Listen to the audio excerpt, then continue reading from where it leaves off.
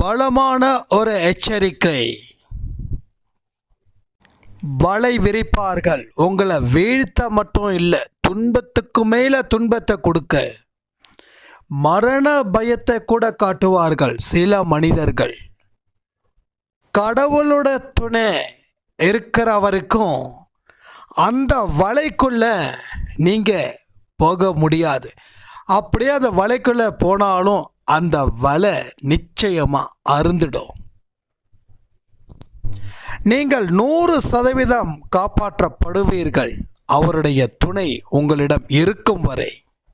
நாம் நினச்சிக்கிட்டு இருக்கோம் அவர் நம்மிடம்தான் இருக்கிறார், விலகவில்லை என்று.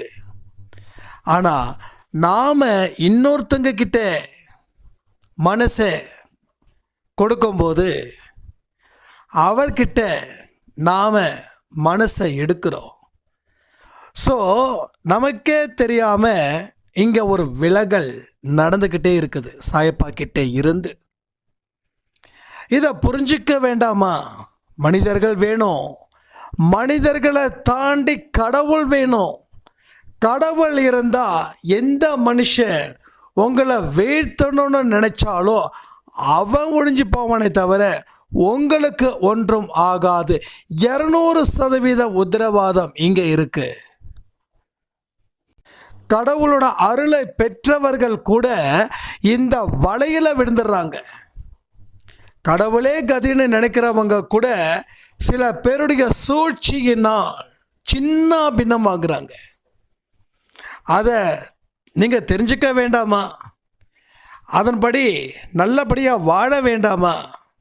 கணக்க ஆரம்பித்து பாருங்க, அமோகமாக இருக்க போது இனி உங்கள் வாழ்க்கை. சாய்ராம். என் உயிரின் உயிரானவர்களே,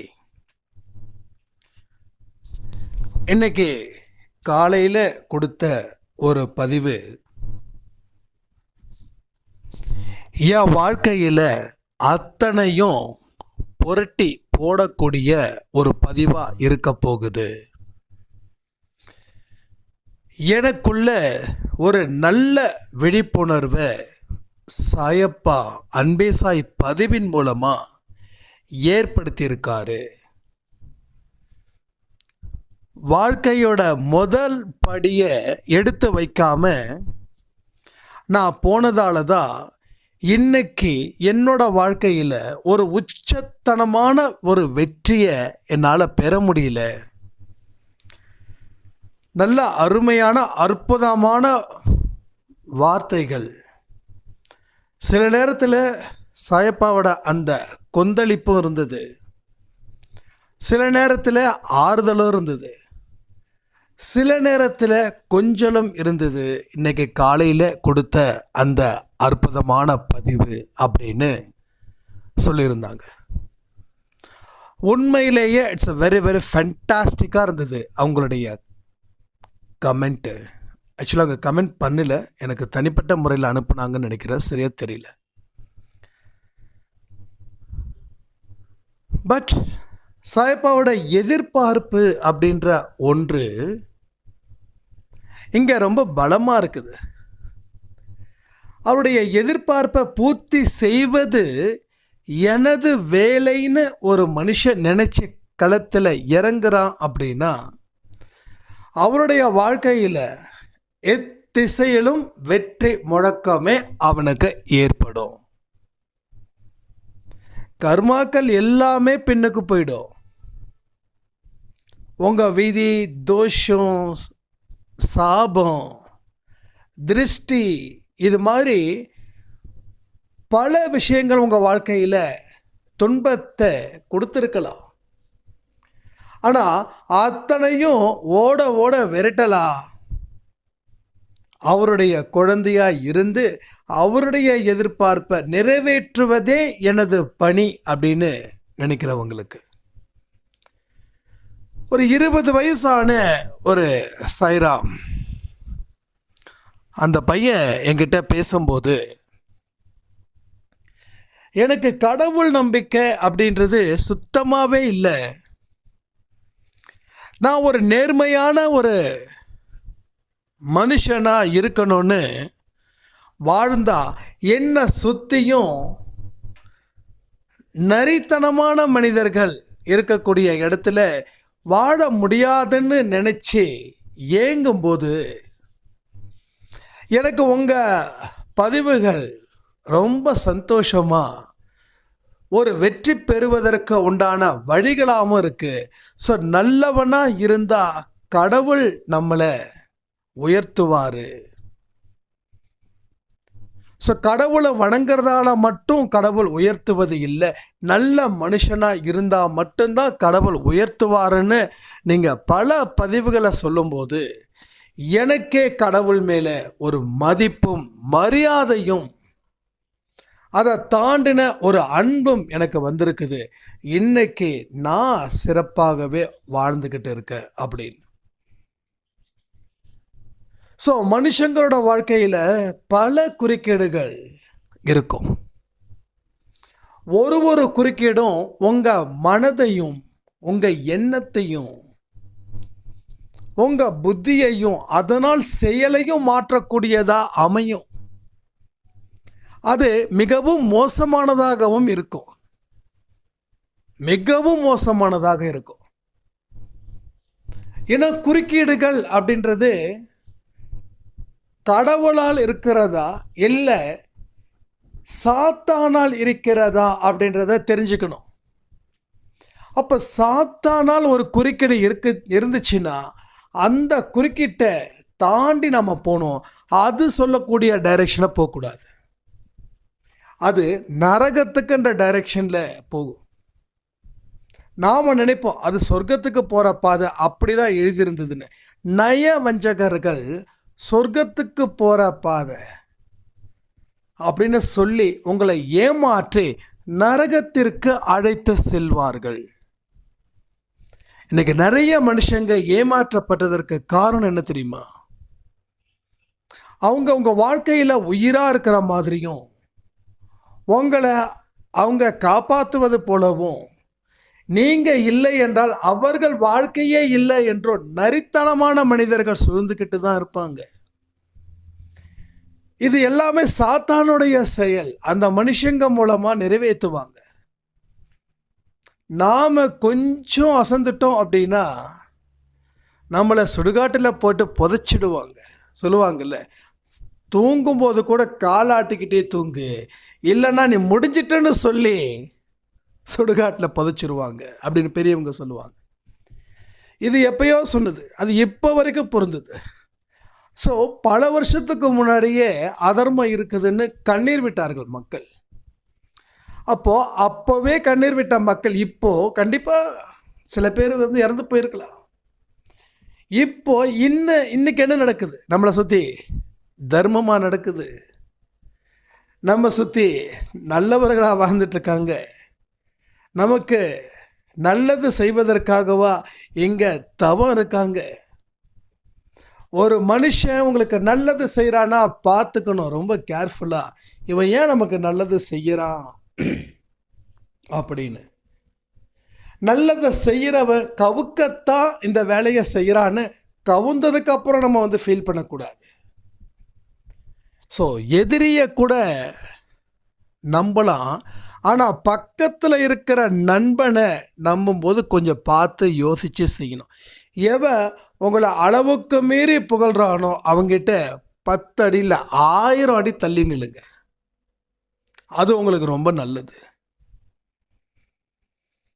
ஸோ புகழ்ச்சிக்கு மயங்குறோன்னு சொல்லியே பலர் உங்களை ஒரு மயக்கமான வாழ்க்கைக்கு அழைச்சிட்டு போவாங்க. தெளிஞ்சதுக்கு அப்புறம் தான் தெரியும் ஒரு நயவஞ்சக கூட்டத்துக்கிட்ட மாட்டிக்கிட்டோம் அப்படின்னு. ஸோ எல்லோருக்குமே ஒரு விதமான அனுபவங்கள் இங்கே நிறைய இருக்கு. ஏன் இதை சொல்கிறேன்னா, இன்னைக்கு நிறைய பேருடைய தனிப்பட்ட முறையில் இதை பற்றி பேசுங்க அப்படின்னு சொன்னதால நாம் இது பேசுகிறோம். நயவஞ்சக கூட்டம், தேனா பேசின கூட்டம், உயிராக நினச்ச கூட்டம்.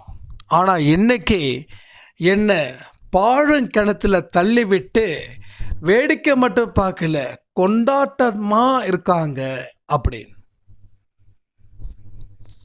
ஸோ தேனா பேசும்போதும் சரி, நான் தான் உனக்கு அப்படின்னு சொல்லும்போதும் சரி, கொஞ்சம் ஒரு 100 அடி இல்லை 200 அடி அந்த டிஸ்டன்ஸில் இருந்துட்டா சரி, இவங்க நம்ம விரிச்ச வலையில் விட மாட்டாங்க, வேற ஒருத்தருக்கு வலைய விரிப்போம் அப்படின்னு சொல்லி அந்த கூட்டம் போயிடும். அந்த கூட்டத்தில் மாட்டிக்காதீங்க. விரிக்கப்பட்ட வலை உன்னை சித்திரவதையாக்குவதற்காகவே.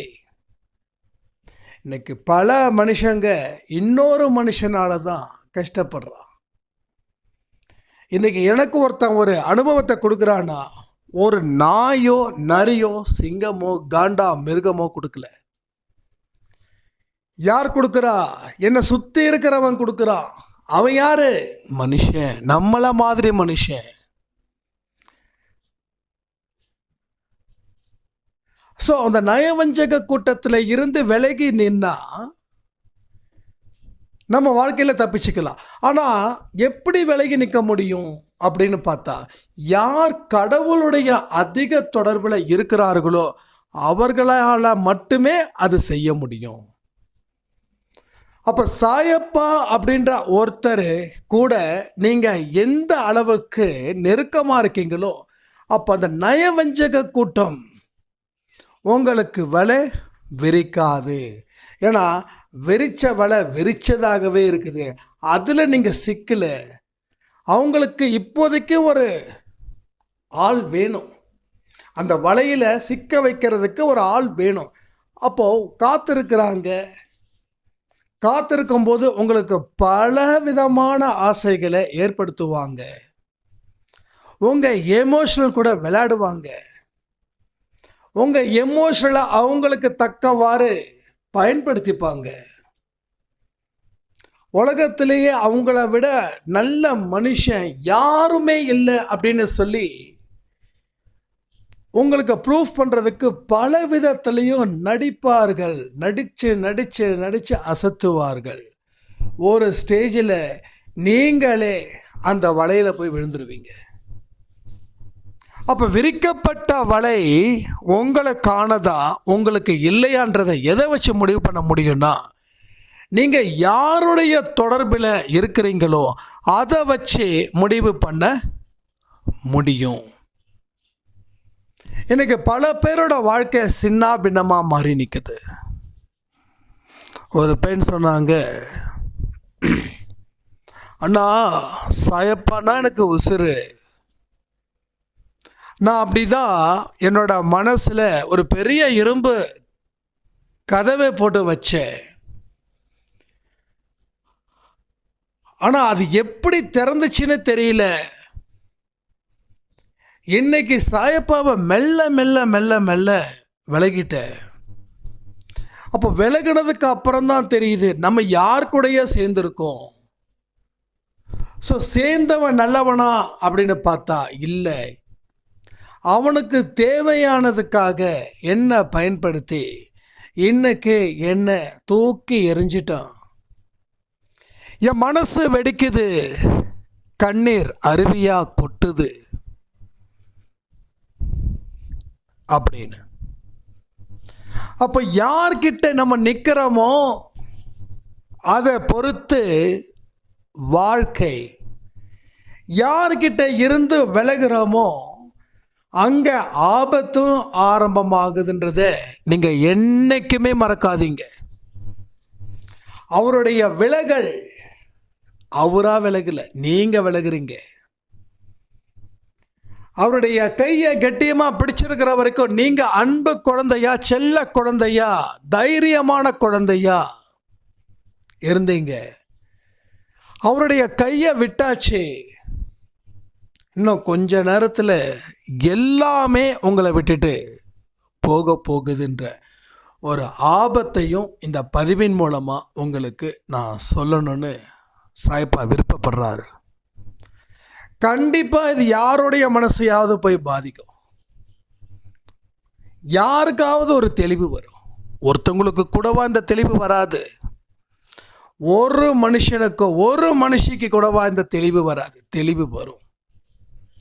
ஸோ நல்லா புரிஞ்சுக்கோங்க, இந்த வாழ்க்கை கடவுள் நமக்கு ஏன் கொடுத்தாருன்னா ஆட்டம் பாட்டம் கொண்டாட்டத்துக்கு மட்டும் இல்லை, வாழ்க்கையோட பிறவி பயனை கழிக்கணும். உன்னுடைய ஆன்மாவை பரிசுத்தமாக ஆக்கணும். பரிசுத்தமாக ஆக்கப்பட்ட ஆன்மா கடவுள் பாதத்தில் சரணடையணும்.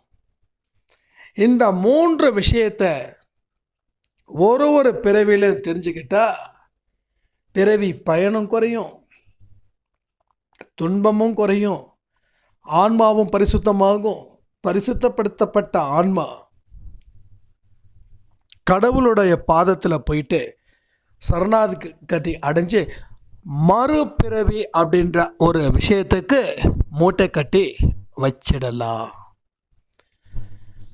அப்போ சுத்தப்படாத ஆன்மா திரும்ப திரும்ப பிறவி எடுக்கும். பிறவி எடுத்த மறுபடியும் இந்த துன்பத்தில் வெந்துக்கிட்டே இருக்கணும். துன்பம் மட்டும்தான் நிரந்தரம், இன்பம் இல்லை. அழுகை மட்டும் நிரந்தரம், மகிழ்ச்சி இல்லை. தோல்வி மட்டுமே நிரந்தரம், வெற்றி இல்லை. 100 வயசு ஆனாலும் விடுதலை கிடையாது. துன்பத்தில் இருந்து புரிஞ்சுக்கோங்க. கடவுள் சில படைப்பு சின்ன வயசில் சில பேருக்கு உயிர் எடுத்துறாரு, அவனும் நல்லவனாக இருப்பான். அதே போல் சின்ன வயசில் மோசமானவனுக்கு உயிர் எடுத்துருவார், அவன் கெட்டவனாக இருப்பான். என்கிட்ட ஒரு சாயிராம் கேட்டாங்க, அண்ணா நல்லவங்களை கடவுள் ஏன் சீக்கிரமாக எடுத்துக்கிறாரு அப்படின்னு. நான் சொன்னேன், இல்லைம்மா அவங்க பிறவி பயன் முடிஞ்சிருச்சு. அந்த துன்பத்தில் இருந்து கடவுள் அவங்க வாழ்க்கையை விட்டு எடுக்கணும்னு சொல்லி எடுத்துடுறாரு. சரிண்ணா, அப்போது மோசமான மனுஷனுக்கோ அல்பாயுஸ்ல சாப்பிட்றாங்களே, அப்போ அவங்க என்ன நல்லது பண்ணாங்களா அப்படின்னு. அதுக்கு நான் பதில் சொன்னேன், மோசமான மனுஷனுக்கு கடவுள் ஏன் உயிரை எடுக்கிறாரு, ஏன் ஆபத்தை கொடுக்குறாருன்னா, இவன் இத்தனை பேரை சித்திரவதை செஞ்சு அதன் மூலமாக சந்தோஷம் அடைஞ்சான். இன்னும் மீதி இருக்கக்கூடிய வருஷத்துக்கு இவனை உயிரோட விட்டா இவன் பல பேரோட உயிராக எடுப்பான்றது கடவுளோட கணக்கு. அதனாலேயே அவனுக்கு அகால மரணம் வருது. ஸோ கடவுளோட கணக்கு செமையானது, அற்புதமானது. அதை புரிஞ்சுக்கணும்னா கடவுள்கிட்ட அதிகமான தொடர்பில் நாம் இருக்கணும். இப்போ நீங்கள் கேட்கலாம், அப்போ நீங்கள் எவ்வளோ நேரம் கடவுள்கிட்ட இருக்கீங்க? நான் ஒன்று சொல்லுவா, 1 மணி நேரம் ஆரத்தே சச்சரித்திரம் மெடிடேஷன். 24 மணி நேரத்தில் அந்த 1 மணி நேரம். அதுக்கப்புறம் சாயப்பாவுக்கு ஆடியோ கொடுக்கறது, அதாவது உங்களுக்கு அன்பே சாயில கமெண்ட் படிக்கிறது. அப்போது அந்த 1 மணி நேரத்தை நான் கவனத்தோடு செஞ்சதால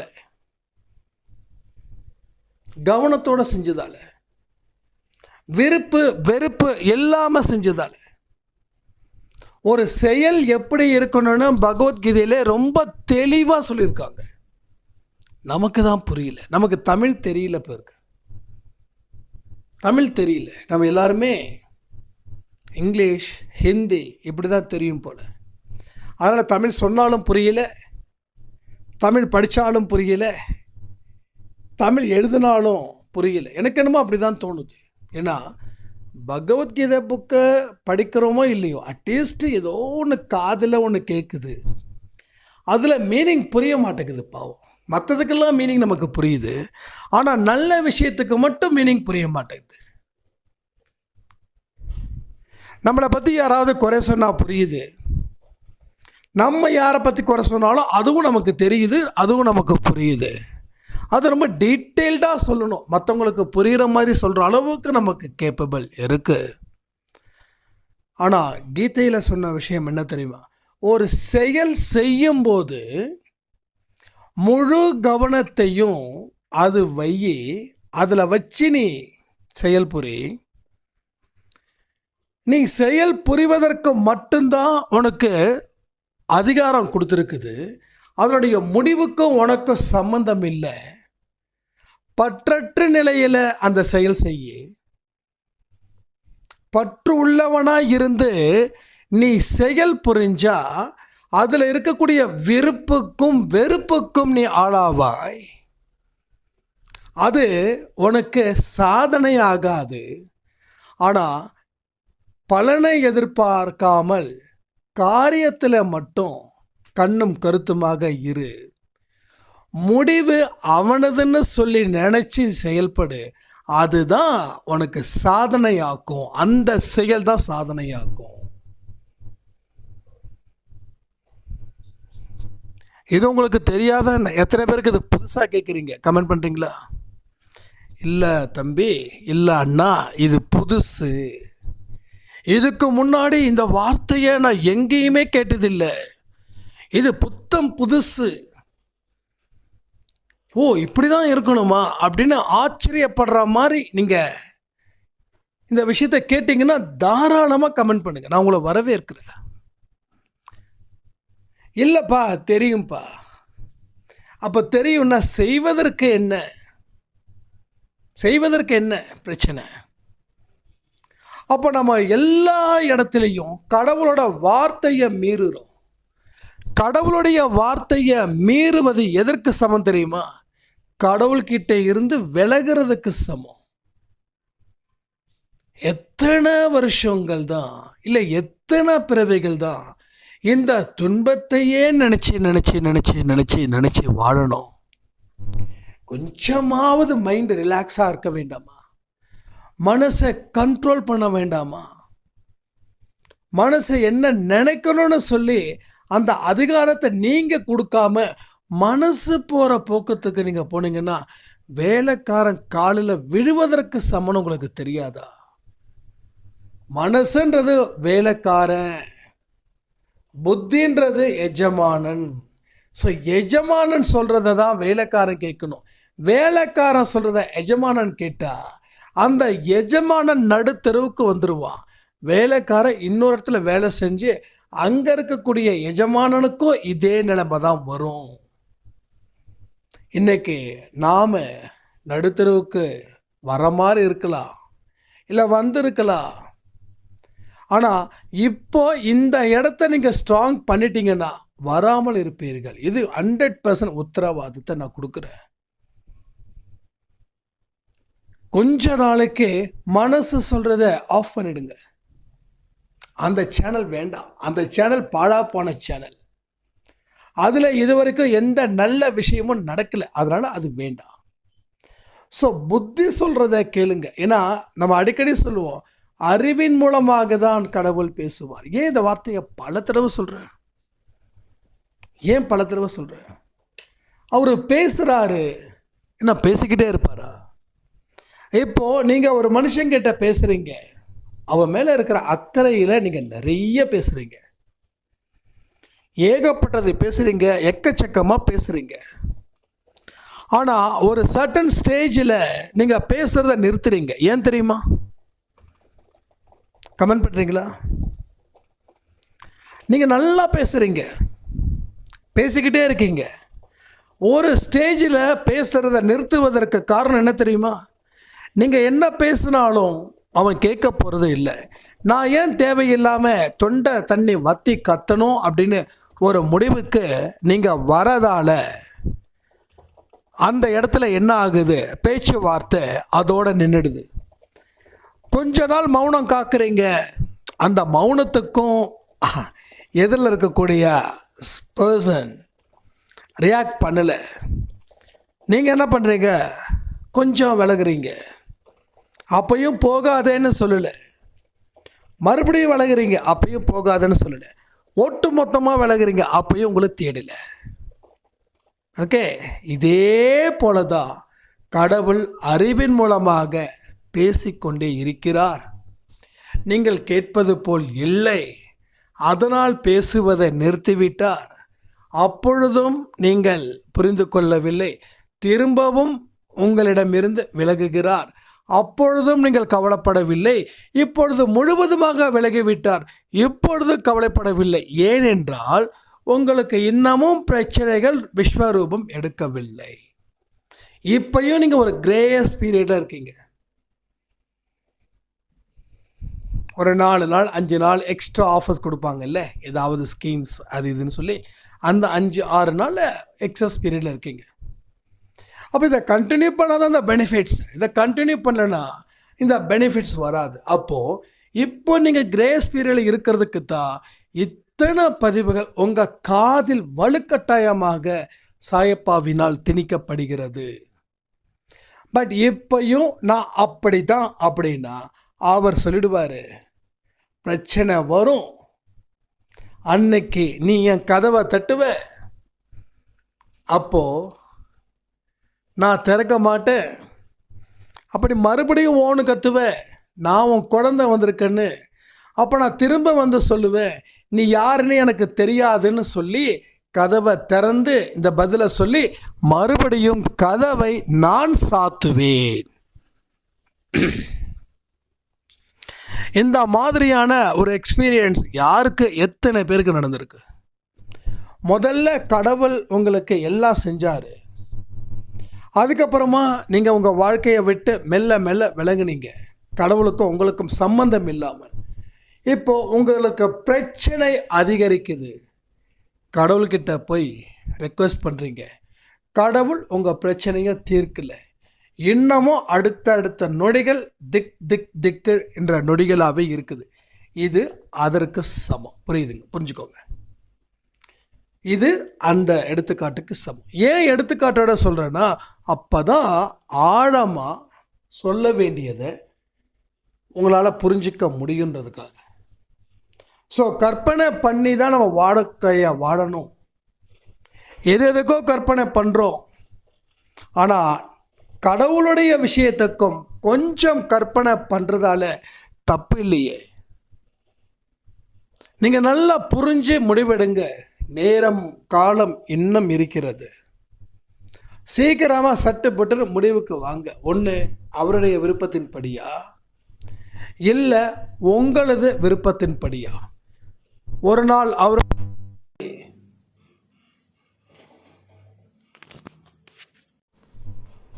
இன்னொரு நாள் உங்கள் விருப்பத்தின்படி. இப்படி வாழக்கூடிய வாழ்க்கையை வாழ வேண்டிய அவசியமே இல்லை. ஒன்று இந்த ரூட்டுக்கு, இல்லை அந்த ரூட்டுக்கு. இந்த ரூட்டில் கொஞ்சம் அந்த ரூட்டில் கொஞ்சம் ஓட்டிக்கிட்டு இருந்தால் கடைசி வரைக்கும் ஓட்டிக்கிட்டே தான் இருக்கணும்.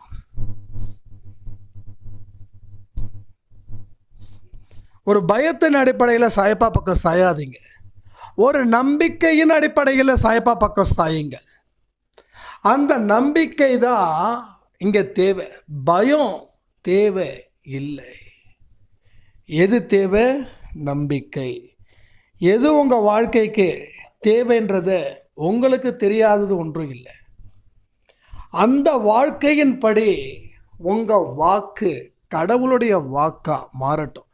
கடவுள் கொடுக்கக்கூடிய ஒரு விஷயமும் தான் உங்கள் வாழ்க்கையை மாற்ற போகுது. அதை மாற்றி அமைக்க முடியும் அப்படின்ற ஒரு நிலைக்கு நீங்கள் வந்துட்டா உங்கள் வாழ்க்கையில் எல்லாமே உங்களுக்கு கிடைக்கும். சரி, இவ்வளோ தூரம் சொன்னீங்க.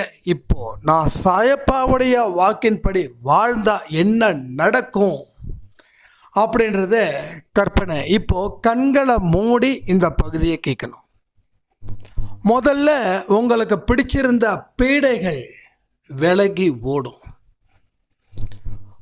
நீங்கள் பலகீனமாக இருக்கீங்க, அதனால் எதிரில் இருக்கக்கூடிய பலசாலி உங்களை அட்டாக் பண்ணுறான். நீங்கள் நில குலைஞ்சு போகிறீங்க. கண்களை மூடி கேட்கணும். நீங்கள் நில குலைஞ்சு போகிறீங்க, ரோட்டில் போகிறீங்க, ஒருத்தன் வந்து உங்களை வம்புக்கு எடுக்கிறான். உங்களுக்கு அவனை அட்டாக் பண்ணணும்னு பயங்கரமாக இருக்குது. ஏன்னா அவ்வளவு தூரம் உங்களை அவன் கேவலப்படுத்துகிறான். உங்களால் அட்டாக் பண்ண முடியல, அதையே மீறி நீங்கள் அட்டாக் பண்ணுறீங்க. அவன் மறுபடியும் உங்களை அட்டாக் பண்ணிவிட்டு இப்போ கேலியும் கிண்டலும் நக்கலும் நையாண்டியும் செய்கிறான். உங்கள் மனது மிகப்பெரிய அளவில் பாரத்தை சுமக்குது, கண்களில் கண்ணீராக வந்து நிற்குது. இப்போ இது யாருடைய துணையும் இல்லாமல் இருக்கிறீங்கன்றது அந்த பலசாலிக்கு தெரியுது. அப்போ போகும்போது வரும்போதெல்லாம் அவன் உங்களை கேவலப்படுத்தி உங்களை அசிங்கப்படுத்தி அதையும் தாண்டி துன்பத்துக்கு மேலே துன்பத்தை கொடுக்குறான். நீங்கள் வாழவும் முடியாமல் சாகிறதே மேலுன்ற நினைப்பில் நீங்கள் இருக்கீங்க. இப்போ அவனை விட பலம் கொண்ட ஒருத்தர் உங்கள் நலம் விரும்பியா இருக்கிறாரு. அவனை விட பலசாலி உங்களுடைய நலம் விரும்பி ஒருத்தர் இருக்காரு. அப்போ நீங்கள் அவர்கிட்ட முறையிடுறீங்க, இப்படி இருக்கு அப்படி இருக்குன்னு. அவர் யாரு என்ன, நான் வரவும் கூட அப்படின்னு சொல்கிறாரு. நீங்கள் அவரை அழைச்சிட்டு போகிறீங்க. அதே இடத்துல அவன் உங்களுக்கு வேதனை கொடுத்தவன் இருக்கிறான். நீங்கள் அவனை உங்களுடைய நலம் விரும்பி அவர்கிட்ட காட்டும்போது அவன் அந்த முக்கியமானவரை பார்த்து ஓடியே போகிறான். ஏன்னா ஏற்கனவே அவன் இவர்கிட்ட அடியை வாங்கினதால. எங்கம்மா அப்படின்னு இவர் கேட்குறாரு. ஓடி போயிட்டான் அப்படின்னு நீங்கள் சொல்கிறீங்க. இனி ஓடி போனவன் தான் திரும்ப வரமாட்டான். ஆனாலும் அவன் எங்கேயோ ஒளிஞ்சு நின்று பார்த்துக்கிட்டே இருக்கா, எப்போ நீங்கள் கையில் சிக்குவீங்கன்னு. என்னைக்கு இந்த நல்ல மனுஷனுடைய தொடர்பை, நல்ல மனுஷன் உங்களுக்கு துணையாக வரதை நிறுத்துகிறானோ அன்னைக்கு அவன் மறுபடியும் உங்களுக்கு டார்ச்சர் பண்ணுவான், பயங்கரமாக டார்ச்சர் பண்ணுவான். ஏன்னா இத்தனை நாள் அவன் உங்களை துன்பத்தை கொடுக்காம அவன் நிம்மதியாக தூங்க முடியல இத்தனை நாள். அதனால் அவனுக்கு அவ்வளவு எரிச்சல். என்னைக்கு அந்த நல்லவர், அந்த பலசாலி உங்கள் கூட இல்லையோ அன்னைக்கு உங்களுக்கு டைமை ஃபிக்ஸ் பண்ணுறான். அப்போ முன்ன இருந்ததை விட துன்பங்கள் 100 மடங்கு அதிகமாகுது. அப்போ கடவுளுடைய துணை உங்களுக்கு இல்லைன்னா ஏற்கனவே அடங்கி ஒடுங்கி நடுங்கி கொண்டிருந்த கர்மாக்கள் விஸ்வரூபம் எடுக்கும். விஸ்வரூபம் ருத்ர தாண்டவம் ஆடும். அன்னைக்கு இன்னைக்கு 10 பேரோட கை கோத்து நின்று உங்களை அடித்து தவசம் செய்யும். கடவுளுடைய துணை இல்லாமல் நீங்கள் இருக்கும்போது. அப்போ கடவுள்கிட்ட இருந்து விலகிறது உத்தமமா இல்லையா அப்படின்றத நான் உங்களுக்கு சொல்லணுன்ற அவசியமே இல்லை. நீங்கள் இதை எந்த வகையில் புரிஞ்சுக்கணுமோ அந்த வகையில் புரிஞ்சுக்கிட்டு உங்கள் மனசுக்கும் உங்கள் புத்திக்கும் சொல்லுங்கள். இப்போ நான் சொன்னது எல்லாமே உங்கள் ஆழ் மனசில் போய் நிற்கணும். அதில் இருந்து உங்களுக்கு ஒவ்வொன்றாக தெரிஞ்சிக்க வேணும். அதை எப்படி நடைமுறைப்படுத்துறதுன்றதையும் புரிஞ்சுக்கணும். எந்த ஒரு நல்ல விஷயங்களையும் தொடர்ந்து நாம் செய்யணுன்ற ஒரு உறுதியை எடுப்பதற்கும் ஒரு வாய்ப்பாக அமையும். இல்லைன்னா இதை இன்னும் புரிஞ்சுக்கிட்டு அதற்கு தகுந்த மாதிரியான ஒரு முடிவையும் எடுப்பீர்கள். ஒரு சாய்ராம் சொல்லி இருக்கும்போது ஞாபகத்துக்கு சட்டுன்னு வருது. முடிக்கலான்னும் போது இந்த ஆடியோவை முடிக்கலான்னு நினைக்கும்போது, ஆனால் நீங்கள் பேசுகிறது அத்தனையுமே எனக்கு கனவில் ஒரு கற்பனை கலந்த கதாபாத்திரத்தில் வருது. எல்லா கதாபாத்திரமாகவும் நானாக மாறுறேன். என்ன ஆச்சுன்னா முன்ன இருந்ததை விட நான் பலசாலியாக நிற்கிறேன் அப்படின்னு சொல்லியிருந்தாங்க. ஸோ உங்களுக்கு பலம் அப்படின்றது பெருகிடுச்சுன்னா எந்த பிரச்சனையும் இல்லை. கூட நான் நிற்கிறேன் அப்படின்னு சொல்லி ஒரு மனுஷன் உங்ககிட்ட நின்னானாவே உங்கள் மனசில் இருக்கக்கூடிய அத்தனை பயமும் போயிடும். அந்த பயம் போகுதுன்னா தைரியம் வரும். தைரியம் வந்துருச்சுன்னா எதிர்த்து ஃபேஸ் பண்ணுவதற்கு உண்டான துணிச்சலும் உங்களுக்கு கிடைக்கும். ஸோ இது எல்லாம் முடிவு பண்ணுங்க. வாழ்க்கையில் வெல்வதற்கு எந்த வழிகளில் இருக்குதுன்றதையும் தீர்மானிச்சுக்கோங்க.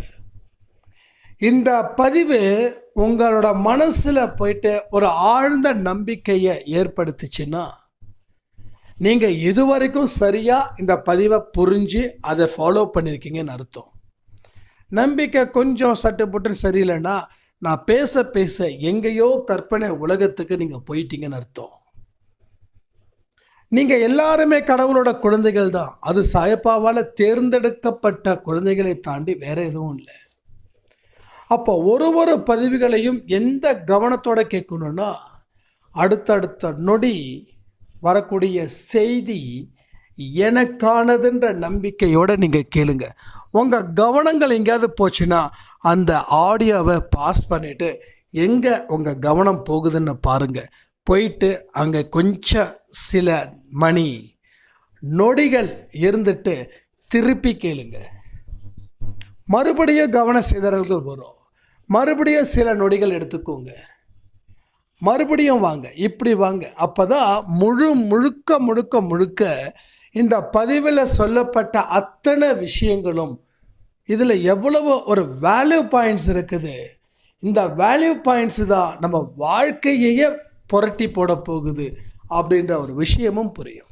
ஸோ 100% நான் கேரண்டி கொடுக்குறேன். அன்பே சாயில சொல்லக்கூடிய விஷயத்தை நீங்கள் முழுவதும் அக்கறையுடனும் கவனத்துடனும் நம்பிக்கையுடனும் கேட்கும்போது உங்களுடைய ஒட்டுமொத்த பிரச்சனைகளும் தீர்ப்பதுன்றது நிஜம். பூஜை முறைகளால் மட்டும் வாழ்க்கை முறையை மாற்றிட முடியாது. கடவுளை வணங்குறதால மட்டும் துன்பத்தை குறைச்சிட முடியாது. மனதில் இருக்கக்கூடிய எதிர்மறை எண்ணங்களையும் கெட்ட எண்ணங்களையும் என்னைக்கு தடுத்து நிறுத்தி அதற்கு அப்புறம் கடவுள்கிட்ட போய் நிற்கிறோமோ அன்னைக்கு தான் எல்லாமே வேல்யூவாக இருக்கும். Otherwise no way. மனசில் இருக்கக்கூடிய விஷயத்த மோசமான எண்ணங்களை வச்சுக்கிட்டு கடவுளுக்கிட்ட போய் என்ன தான் நீங்கள் கும்பிடு போட்டாலும் சரி, ஒரு நாள் முழுக்க தோப்புக்கரணம் போட்டாலும் சரி, இல்லை எல்லா கோயிலில் போயிட்டு அங்க பிரதட்சணம் பண்ணாலும் சரி, இல்லை காவடி எடுத்தாலும் சரி, நடைப்பயணம் மேற்கொண்டாலும் சரி, பாத யாத்திரை போனாலும் சரி, இல்லை விரதங்கள் இருந்தாலும் சரி, இல்லை ஏழைகளுக்கு உணவளிப்பதில் நிறைய சாதிச்சாலும் சரி, உங்களுடைய விருப்பங்கள் நிறைவேறாது. ஏன்னா மனசில் அசுத்தமான எண்ணங்கள் இருக்கும்போது எந்த விதமான நல்ல விஷயங்களும் உங்களுக்கு நடக்காமல் போயிடும். பட் அதை தாண்டி இந்த விஷயத்தை நீங்கள் செயல்படுத்தி பாருங்கள். உங்கள் வாழ்க்கையில் பல அற்புதங்களும் பல அதிசயங்களும் சாயப்பாவால் நிகழ்த்தப்படும் சொல்லி இந்த பதிவை நான் முடிக்கிறேன். ஜெய் சாய்ராம்.